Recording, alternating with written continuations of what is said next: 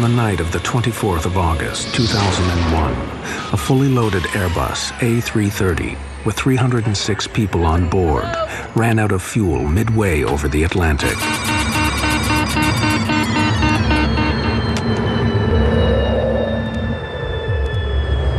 How could a state-of-the-art, computerized airliner suffer such a catastrophic failure?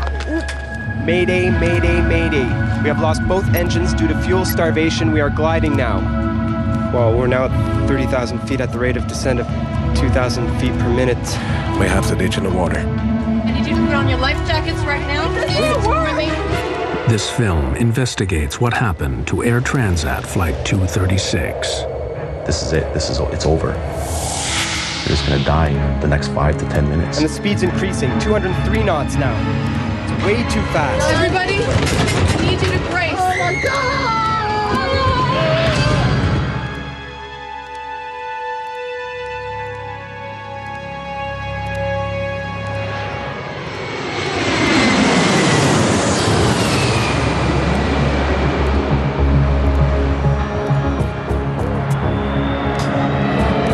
August 23rd, 2001.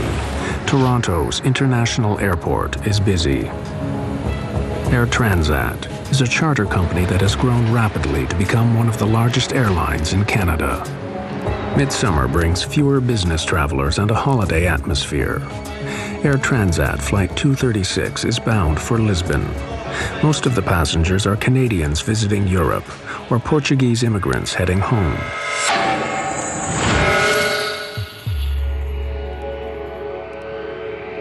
The plane, a twin-engined Airbus A330, is being flown by a young co-pilot, Dirk de Jager, and an experienced captain, Robert Pichet. Captain Robert Pichet is somewhat out of the ordinary. Captain Pichet, from the moment he gets his wing, he gets to learn how to fly in the north of the province of Quebec, where the conditions occasionally are very severe.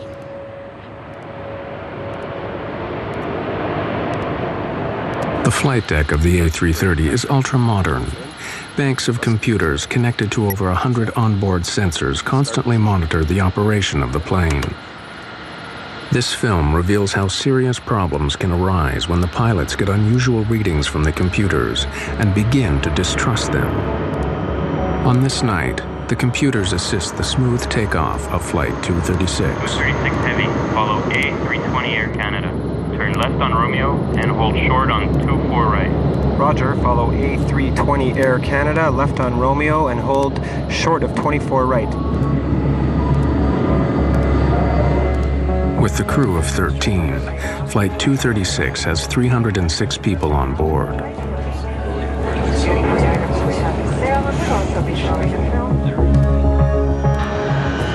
Transat 236 Heavy, cleared for takeoff.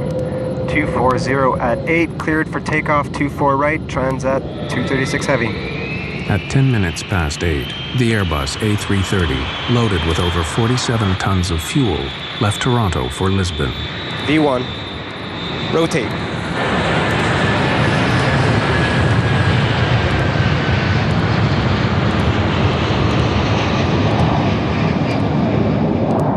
The weather forecast for the Atlantic crossing is good. Everything runs smoothly on the flight deck, apart from a small adjustment to the route. To avoid congestion, air traffic control directs the flight 60 miles south of its original route. It's a minor alteration, but will play a crucial role later. Passengers settle down for the long crossing.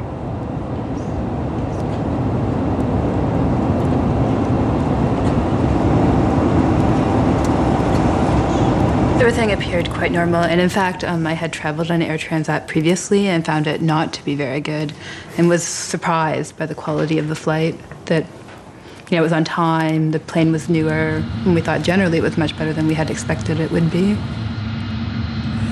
We're getting to our next checkpoint. Every 30 minutes across the Atlantic, the crew check their position and fuel consumption against their flight plan. 0.2 tons on the right. 11.2 tons on the left. Despite the computerized systems, some procedures like checking the fuel on board still need to be done by hand. 5.2 tons. By comparing the amount of fuel in the tanks with the amount the flight started with, the pilots can keep an eye on their fuel consumption. Fuel check complete. Levels normal for the distance flown. All right. For the first 5 hours, everything is routine. The flight crew, Air Transat, and accident investigators have all declined to be interviewed about what happened next. This film uses known facts about the flight standard emergency procedures and expert opinion to reconstruct what took place on Flight 236.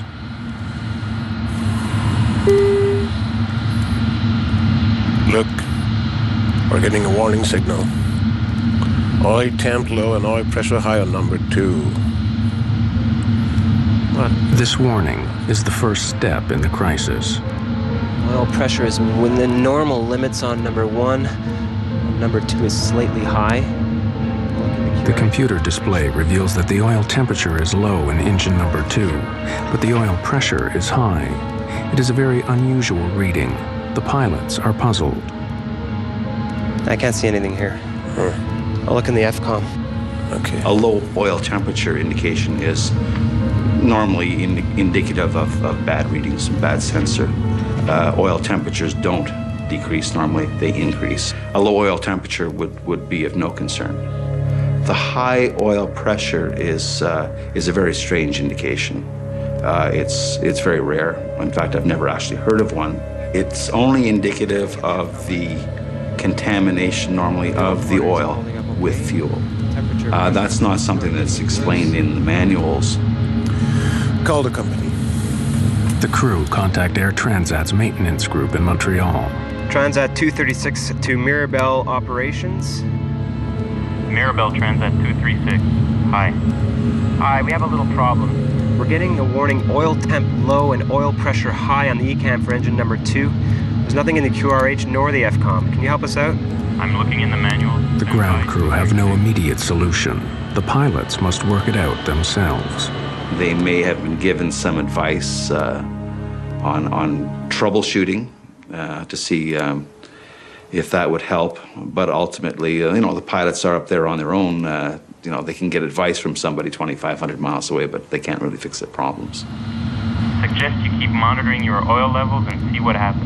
Advise us on But because the oil readings are so unusual, the pilots believe they may indicate a computer error. The crew keep monitoring the oil levels. Air Transat 236 continues on track.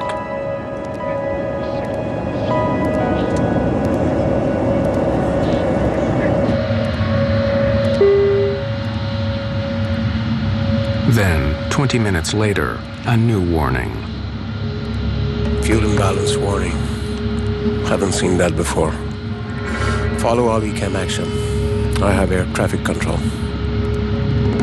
In the Airbus 330, most of the fuel is in large tanks in the wings. The computer has now detected that the fuel level on the right is now significantly lower than the left. The crew consults the Airbus flight manual, which recommends they transfer fuel through the special cross-feed valve. Fuel will then flow from one tank to the other.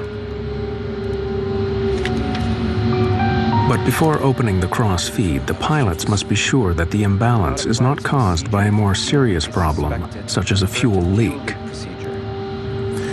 Last fuel check was only 15 minutes ago and it was okay. No indication of a fuel leak. Keep going. Wing crossfeed. On. On.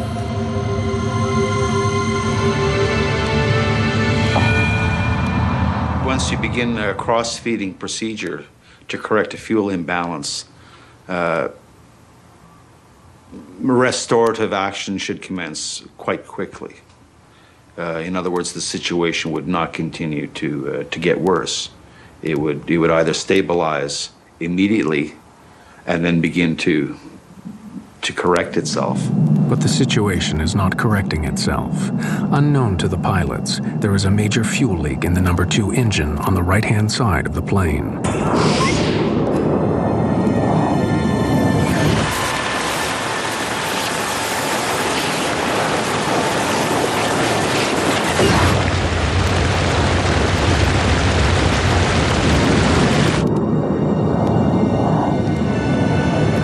Flight 236 is some 300 kilometers from the nearest land, in mid-Atlantic.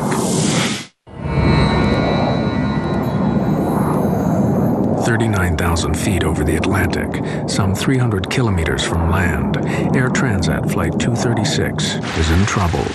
Unknown to the pilots, the right engine is leaking fuel. The plane's computer system has thrown up a series of warnings, but the pilots believe these are computer errors. Have you ever seen something like this before? No. Never.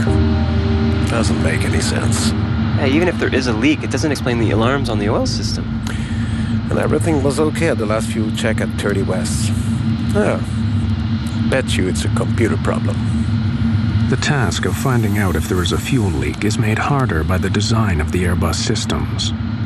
The systems monitor hundreds and hundreds of sensors, and they can be affected by such mundane things as a little bit of frost or ice on a sensor can cause it to present bad data. There is no direct warning to show if the fuel level is falling faster than the engines are consuming it, so the pilots receive no immediate indication that there could be a fuel leak. Fuel quantity isn't rising in the tanks for the right wing. Check fuel quantity. Looks very low. Hold on. When co-pilot de Jager carries out the fuel calculations, he discovers something is seriously wrong. That's much less fuel than we should have. It looks like a fuel leak. Check again.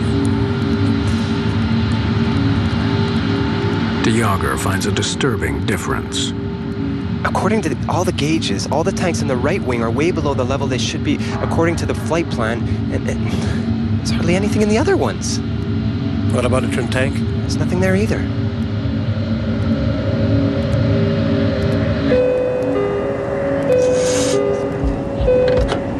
Yes? Hello, first officer here. Can you come to the cockpit, please? Sure. Although Captain Pichet still believes he is dealing with a computer problem, he nevertheless decides to ask for a visual check just in case, to see if there could be a fuel leak. Captain? Hi. Can you and Karen take some flashlights and go to the windows if you can see anything trailing back from the wings? It'll look like a mist or a stream, and report back immediately. Okay. Dirk, I want you to do another complete fuel check, please.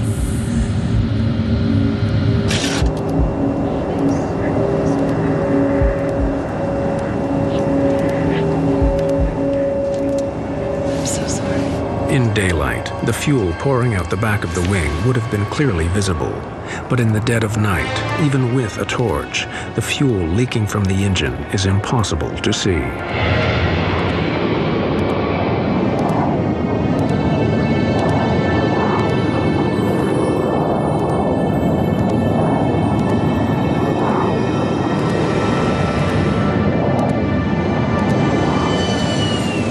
The crew evidently realized that the situation was not improving, and at that point they realized that their circumstances were becoming more serious. And I think that there were probably some discussions took place between the two pilots as to what their next course of action should be. If the computer is correct, then with the amount of fuel remaining, the Airbus will no longer be able to make it to Lisbon. Captain Pichet is forced to divert the flight. We've got to divert. Get on to Oceanic Control. Where's the nearest airfield? Transat 236 Heavy, Santa Maria Control. Can you advise nearest airfield? We have a possible fuel problem.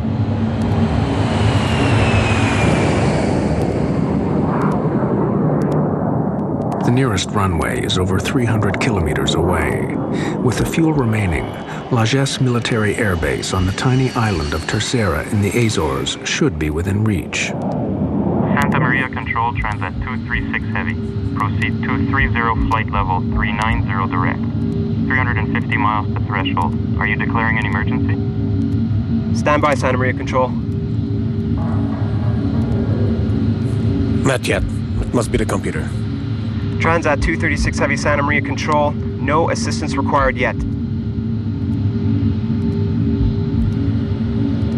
Flight 236 continues flying south for the next 25 minutes. Everything in the cabin seems normal. But in the cockpit, the fuel readings are getting worse. Must be the computer. I've checked. There's nothing in the trim or center tank. And the gauges show only 7.5. According to the fuel gauges, the plane is using fuel much faster than normal. Whether they believe the gauges or not, the captain has no choice. He must warn air traffic control. We have to declare a fuel emergency. Transat 236 Heavy, Santa Maria Control. Santa Maria Control, Transat 236 Heavy, go ahead. Transat 236 Heavy, declaring fuel emergency.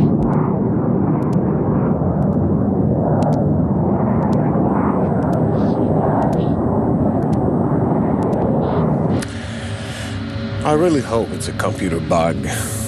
Because if we land in the Azores with half a plane full of fuel, they'll crucify us.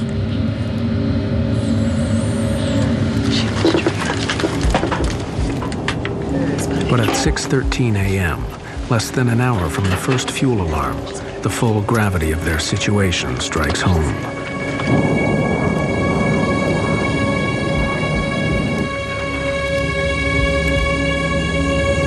The right-hand engine runs out of fuel and cuts out. We're losing engine number 2. I don't believe this. Okay, maximum thrust on number 1. What's going on? Yes, what's The happening? lights started flickering on and off, which I thought was kind of odd, strange. On one engine, the Airbus will not fly at 39,000 feet. They must descend quickly. Try to transfer fuel from center tank and to trim tank. Transferring. Fuel quantities reaching 0. This can't be. We're not gonna go completely dry on this airplane. All right. We can't stay at 39,000 feet with just one engine. We'll descend to 33,000 to control our speed. 236 Villages Tower. We have lost one engine. Engine flame out. Roger, Transat 236. We can see you on primary radar. You are at 135 nautical miles from Lajes Field. We are 135 nautical miles from Lajes Field. For the next 10 minutes, the stricken Airbus continues on its one remaining engine. The pilots still believe that the computer may be partly faulty and that they can make it to Lajes with fuel to spare. At the end, might be all right. Fuel gauge is falling fast, though. It's nearly hitting 0.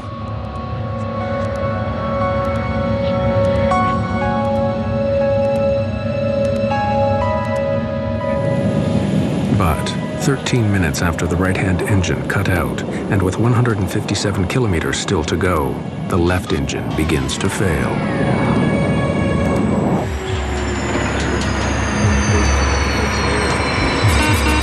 We're losing number 1.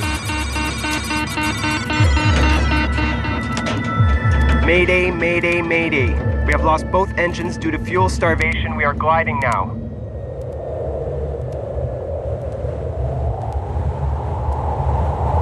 One of the most sophisticated airliners of the modern era, carrying 306 passengers and crew, is now nothing more than a giant glider, drifting steadily down towards the ocean.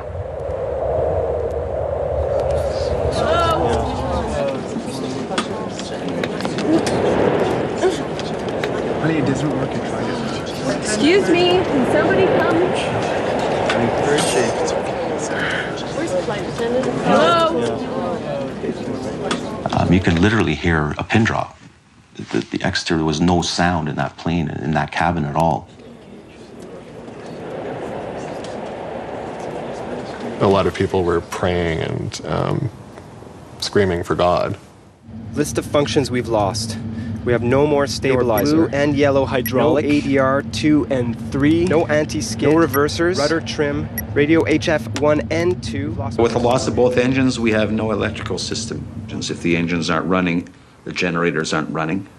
So there's no power on the airplane. There is a small device, it's called a ram air turbine. It will deploy from underneath the fuselage near the wing fairing. And it's a small propeller that deploys out the bottom of the fuselage and it spins in the wind. And that small propeller will provide very limited electrical and hydraulic systems to run the aircraft. In other words, although it's a glider, at least it's a controllable glider. Calculate how far we can go with our glide angle, will you? Well, we're now at 30,000 feet at the rate of descent of 2,000 feet per minute. We can hang on for 14 or 15 minutes. What? I don't want to die on our honeymoon. I was just trying to calm her down, like try and reassure her that everything would be okay. Yeah, it's a very big struggle to stay calm when you're considering your own death. Without power, the plane loses 1,000 feet in height for every 5 kilometers it travels forward. They can reach the Azores, but if the pilots make a mistake, they may face a forced landing on the water. We have to ditch in the water.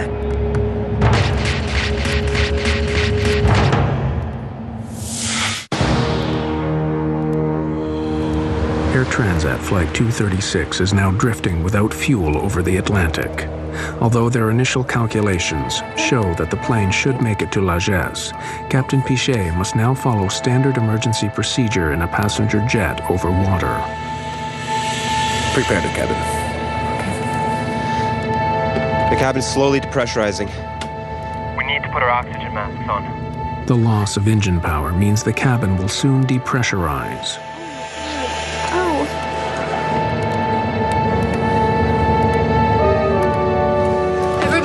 I need your attention. We're preparing to ditch the plane. I need you to put on your life jackets right now. Within probably, I'd say, 2 minutes, I saw flight attendants with life jackets in their hand running down the aisles. And obviously, that was a sign of fear. What was happening was the first question that popped in my mind. I just need to tie this up like that. You know, you don't really know what to think. But people did start to panic at that point when they were told to put on life jackets. This isn't working. No, it's all right. It doesn't work. Remain, please keep her calm. It's not working. She's so dumb. My best friend was talking to his father. His father died 3 years ago. But he's talking to him because he thought for sure he was going to be joining him. Ditching a large passenger jet on the water presents a severe hazard. If the Airbus 330 has to make a forced landing, the chances of survival are bleak. In my personal opinion, I don't think these airplanes would make very good boats. Typically, an airplane with a low-mounted tail like this, as it enters the water, one of the first things that's going to hit the water is the tail. And it's probably going to be ripped right off, and the fuselage is probably going to open right about in there. In 1996, a Boeing 767 ran out of fuel off the coast of East Africa. Its last moments were caught on amateur video and reveal what happens when an airliner attempts a controlled landing on water.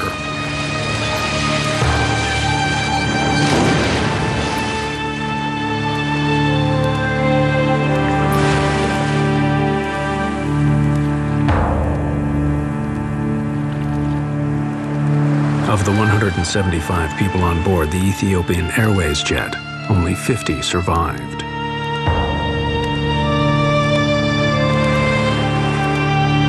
The chances of it surviving a ditching and floating for very long are not very good. If Air Transat Flight 236 has to carry out a similar maneuver, it faces an equally grave outcome.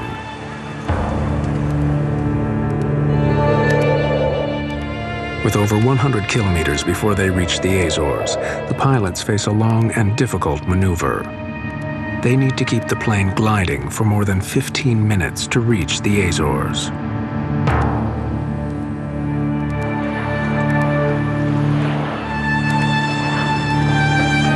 Transat 236 Heavy to Lagesse Tower. Lagesse Tower receiving, Transat 236 Heavy. Do you have us on radar, Transat 236? We have you on primary radar. Confirm you're at 80 miles out. Your heading is good. Transat 236 Heavy Lagesse Tower, we are trying to make the runway. Please describe runway heading and length.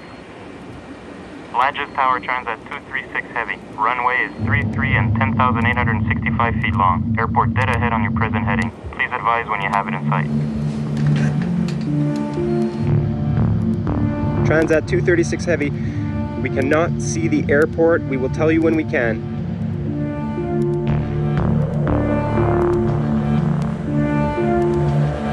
As the minutes tick by, the long wait for those on board is agonizing. That's it. This is it. It's over. They're just gonna die in the next 5 to 10 minutes. I had contemplated the idea that we would die, certainly. And kind of I think in that moment you can accept it more than you think you would accept it. The torture of the whole fact that you're gonna die, which I totally thought I was going to, is worse to me than dying. If I'm gonna die, just kill me now. Just get a gun and shoot me, or just let this plane go down and nosedive into the ocean and then just die instantly. On the ground, emergency services prepare for the crash landing of a fully loaded airliner.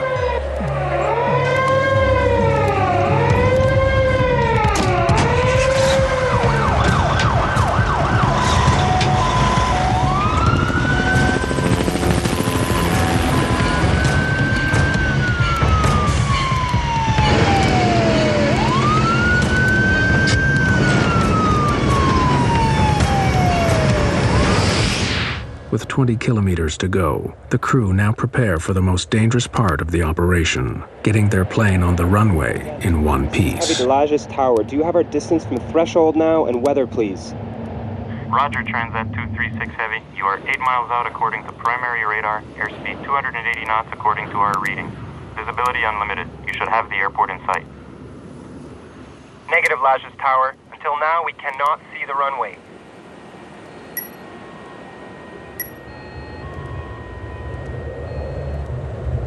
There is no room for error. Without power, the pilots have only one chance at landing. If they miss or overshoot the runway, the results could be catastrophic.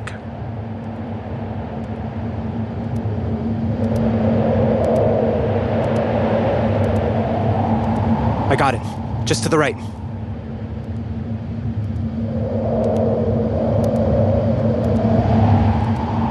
Minimum rad speed is 140 knots. Maximum speed for gravity gear extension, 200 knots. I'm not lowering the gear until the last minute, okay? Okay. The crew struggle to lose height and speed for landing. Roger, Ladges. 6 nautical miles. Let's open the slats. It'll slow us down a bit. Slats out and locked. As they approach the runway, their speed increases dangerously. Too fast, and they could run off the end of the runway. Lower the gear. Hold on. Speed is about 200. All right. I stabilize the speed. Can you give me a landing speed, please? No engine, no flaps. Ideal approach speed is 170 knots. We're too fast. Yes. But the runway is very long.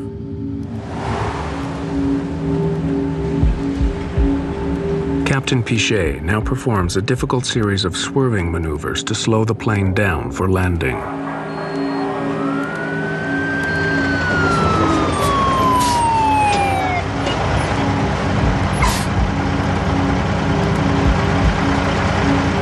The plane was almost on a 45-degree angle. I thought it was just gonna flip over and just nosedive straight down. The plane was circling around the island to slow down. So then we saw land and then we saw water. And when I saw water again, it really struck me that, our chance for survival had was gone. The runway is long. Yeah, sure, but at the end there's a 400-foot cliff. If we don't stop in enough time, we're toast. We're dead.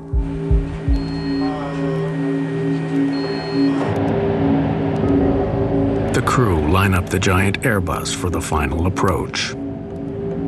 Landing gear down and locked. 3 green. No flaps. Only the emergency brakes. No spoilers, no reverse thrust. 4,000 feet, 195 knots.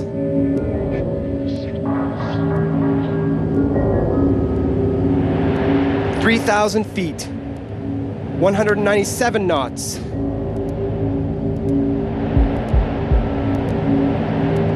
"2,000 feet, 200 knots. Alert the cabin. Cabin crew, 1 minute to landing.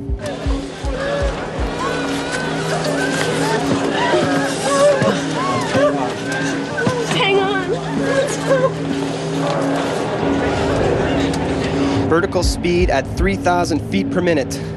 We're going way too fast. And the speed's increasing, 203 knots now. It's way too fast. 1,000 feet, 201 knots. We'll try to get the nose up. We'll ride fast. But even if the crew can get the Airbus on the runway, they face a further problem. Without engines, the normal procedures for braking are severely restricted. The danger is far from over.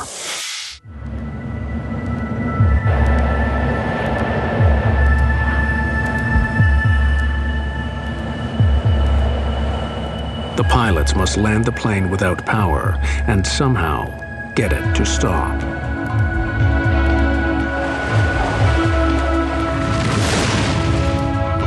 Everybody, I need you to brace. Hang on.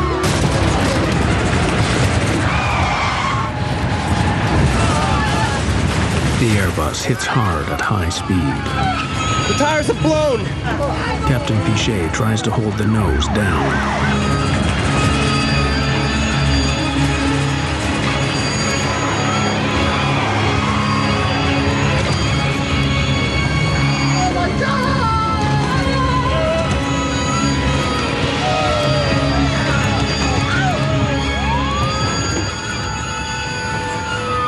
After bursting 8 tires, the plane finally stops in the middle of the runway. What we say, we made it! We made it! We made it! Yeah, we made it! Yeah! Come on, everybody, get out of the plane right now. Let's get it. Come on, come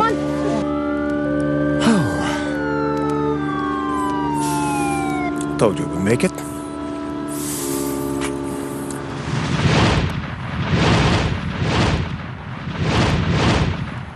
I just wanted to get out of this airplane quickly.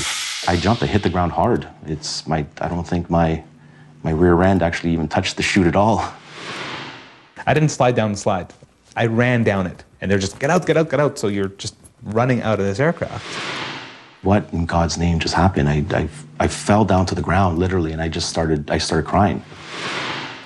I mean, once you're off the plane and you're evacuated, you want to know what happened.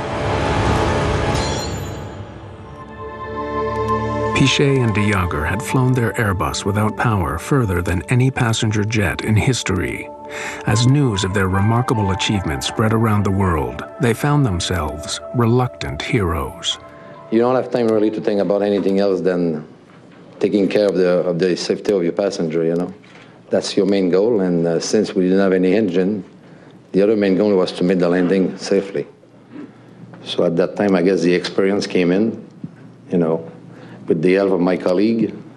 That's why we made a successful landing. You train for the worst, but you never know how you'll deal with situations like this. And reflecting afterwards, I feel we dealt in the most professional and complete manner we could.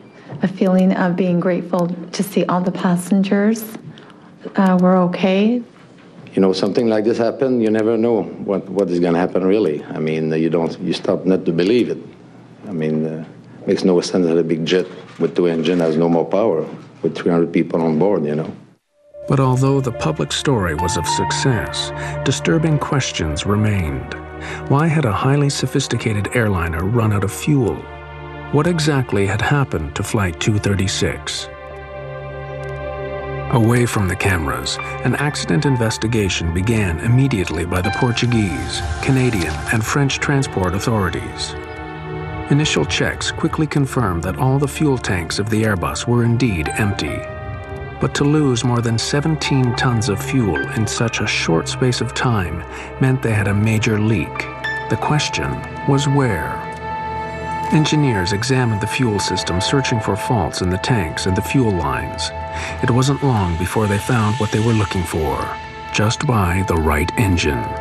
In this particular case, you had a hydraulic tube that's relatively small by comparison to the larger fuel tube.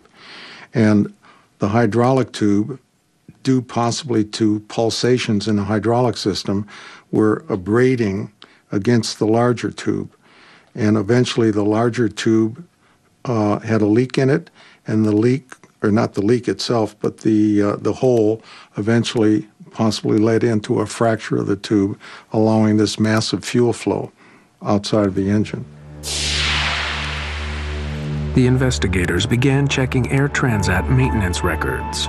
They discovered that on the 19th of August, 5 days before the flight, Air Transat had removed the right-hand engine for maintenance and installed a replacement unit sent by Rolls-Royce. But as they analyzed the repair logs for the engine, they uncovered a shocking mistake. This was not a case of faulty design, but of faulty maintenance. Rolls-Royce had supplied the engine without a hydraulic pump assembly. To overcome this, Transat mechanics had used the parts from an older engine. But they didn't fit properly, and the pipes had been rubbing together for 5 days, until midway over the Atlantic, one finally broke. The engine was delivered minus these two tubes and a bracket. That the purpose of that bracket was to maintain adequate clearance. So if they took the bracket off the old engine and put it on the new engine, is that the pipes would be locked together so that they could possibly abrade. As investigators questioned Air Transat mechanics, they found more disturbing evidence of malpractice. The chief mechanic testified that he had been concerned about the substitution of another hydraulic assembly. 5 days before the accident, he raised his concerns with his superior. The company decided that the aircraft must go back into service and could not wait for the missing parts. He should go ahead with the substitution. The replacement parts only differed from the correct ones by a few millimeters, but it was a difference that nearly cost 306 lives.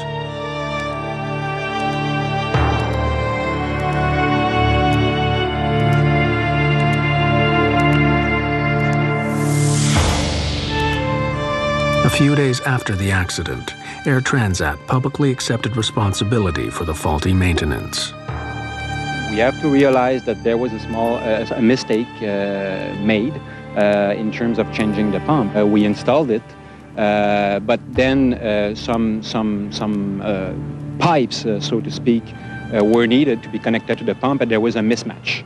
The immediate consequences for Air Transat in that event was that they got to pay a fine of $250,000, which was the highest ever in Canada, for an error that could have been prevented.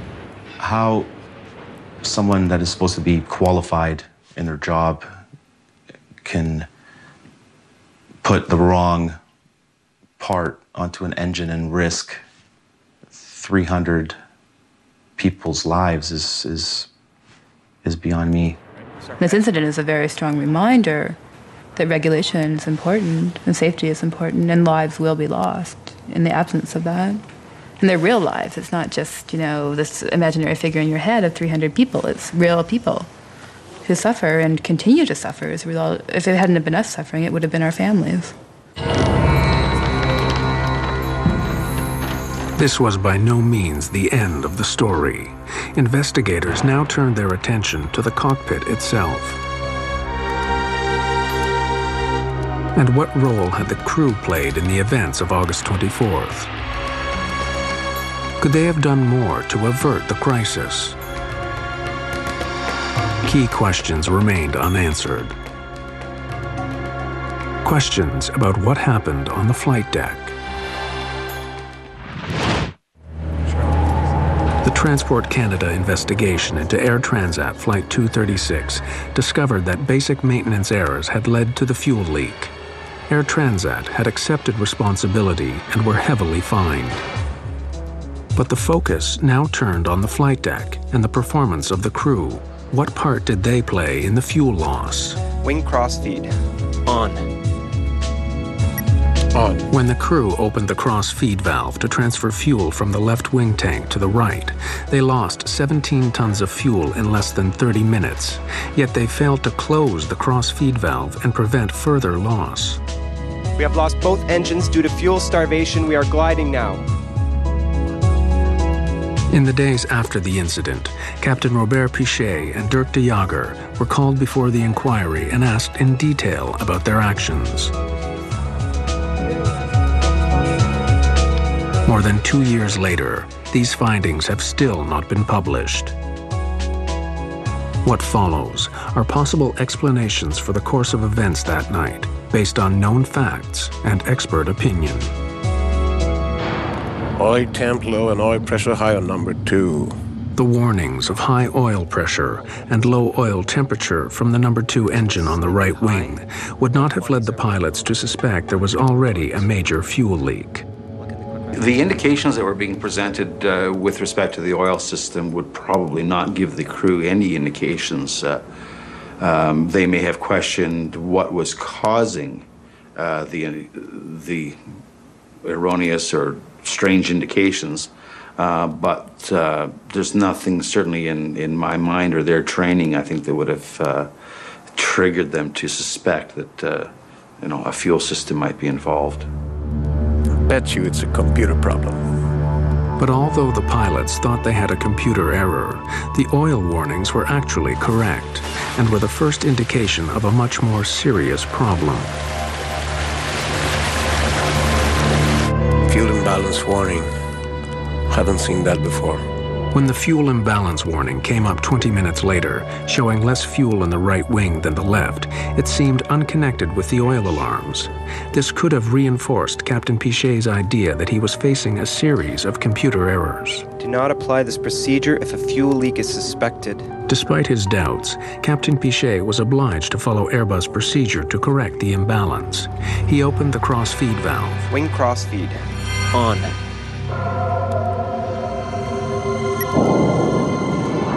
But was following the checklist enough?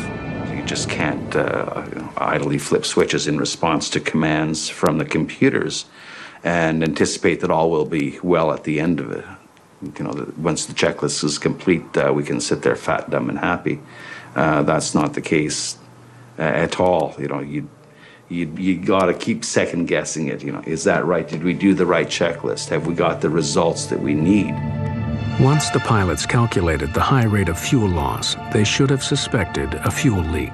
Transat 236 Heavy declaring fuel emergency. By the time they had confirmed the leak, their options were severely limited. Now they had a choice. Do I close the crossfeed and see what happens, or do I leave the crossfeed open as the fuel imbalance checklist has dictated? And maybe the situation will correct itself. The crew wasn't really sure. Captain Pichet believed for a long time that he was facing a computer error. It was only when the engine stopped that he had to accept the fuel leak was genuine. The technological complexity of modern aircraft can help to make them safer and more reliable, but it can also lead to problems that nearly brought catastrophe to Air Transat 236. Discrepancies in replacement parts led to a fuel leak. Distrust of computers led the crew to misread the situation. These errors have huge implications.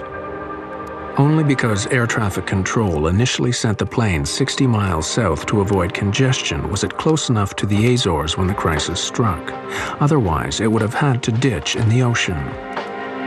The Portuguese investigation remains unpublished. Airbus blames the pilots for mishandling the fuel leak. Robert Pichet and Dirk de Jager continue to fly with Air Transat. In August 2002, they received one of the highest honors of the Airline Pilots Association for the longest glide ever accomplished in a passenger airliner. After the accident, Airbus modified its checklist in the event of fuel imbalance. From now on, the computer checks all fuel levels on board against the flight plan.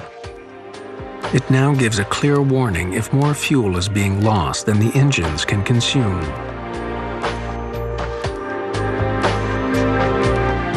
Rolls-Royce has reissued a service bulletin alerting all its clients of the incompatibility of two almost similar parts.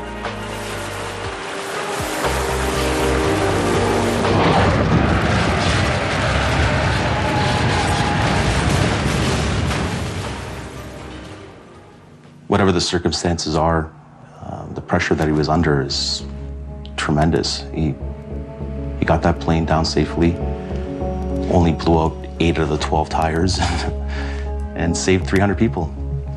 He saved 300 people's lives.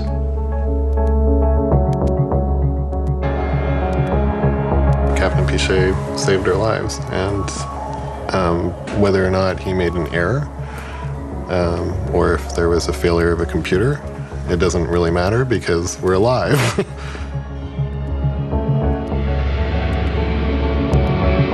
Do I think he's a hero? No. Do I think he's a hell of a pilot? Yes. Thank God the islands of the Azores were there and basically saved our lives. But if that fuel pump broke 5 minutes beforehand, we would have ended up into the water, and I probably wouldn't be here to tell the story.